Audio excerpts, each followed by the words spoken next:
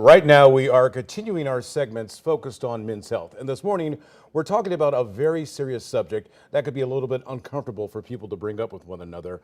But we're doing this because it is so important. We want to address suicide. Yeah, and this is something the CDC has seen a rise in over the last few years. 1 in 5 people actually experience mental health concerns. And Rene, you may recall just over a month ago when Stephen Twitch Boss took his own life. Yes. And how much of a shock that was to so many folks. I mean, you're talking about the Ellen Show, a place where she brings so much happiness to people and joy, and that was kind of the basis of her show. And then to find out someone on her cast and crew took their life was such a shock. It's, you know, when I look at the videos that he posted on TikTok with his family prior to him taking his life, there was all the happiness, it was all the joy, and you didn't see anything in there. But one of the things that people need to realize is what we call the tears of a clown. When no one's around, that's when they show their true emotions and they cry and they break down. Yeah. But in front of everybody else, they put on that happy face. Yeah, so here are the signs to look out for in your friends or your children or loved ones. Feeling on edge, being disconnected, lack of sleep, changes in appetite, and or friends group. Now, we caught up with Lawrence Hudson Lewis with Washington University, who shares the first steps to take if you are dealing with these signs. Recovery is possible. This is a painful moment, yes. I don't want to diminish that, but we do believe that working through the pain, you are able to recover and come out better as a result of the recovery process. Not because of the painful experience, but recovery helps us to become better. Yeah, and it's all about, you know, a family approach. When I talked to the counselor there, he mentioned a lot of times the young adult will disconnect from the parent because either the parent says something like, oh, it's just a phase, or you're exaggerating, making a big deal out of nothing.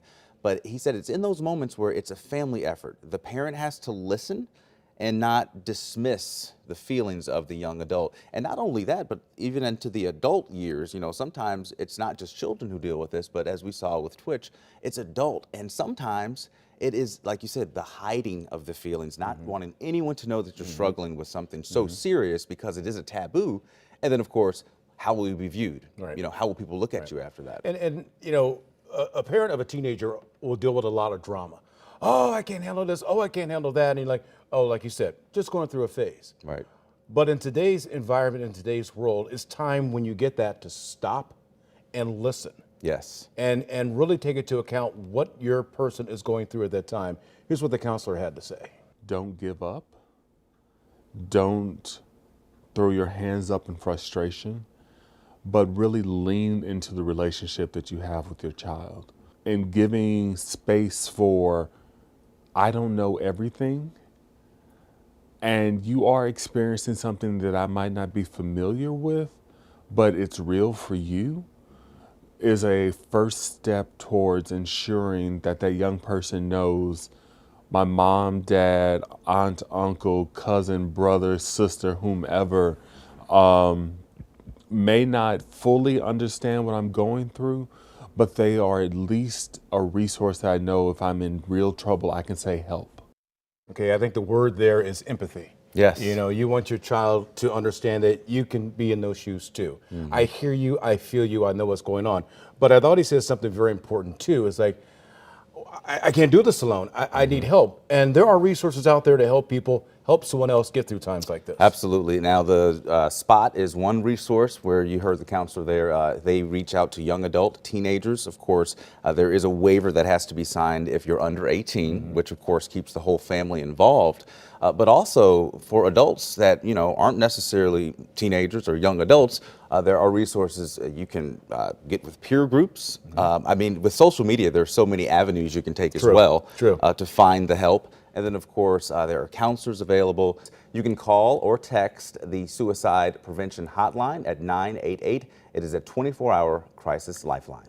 We also have something other than just resources and, I guess, buildings or institutions, but you just think about the importance of being kind. Yeah.